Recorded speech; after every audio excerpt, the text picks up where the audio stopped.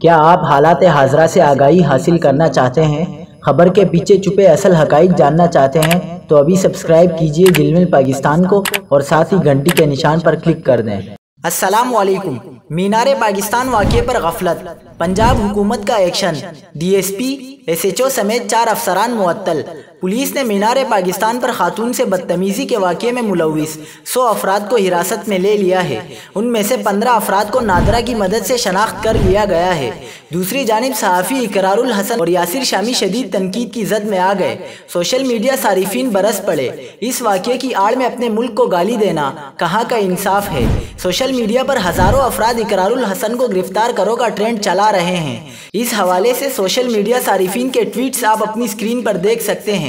इकरारुल हसन अब्बासी और यासिर शामी ने मुतासिरा खातून आयशा अकरम के इंटरव्यू के दौरान पूरे माशरे को बुरा भला कहा। ये भी कहा कि यहाँ ख़वातीन की इज्जतें महफूज नहीं और क्या हमने आज़ादी इसलिए ली थी, जिस पर सोशल मीडिया सारिफीन शदीद बरहमी का इजहार कर रहे हैं।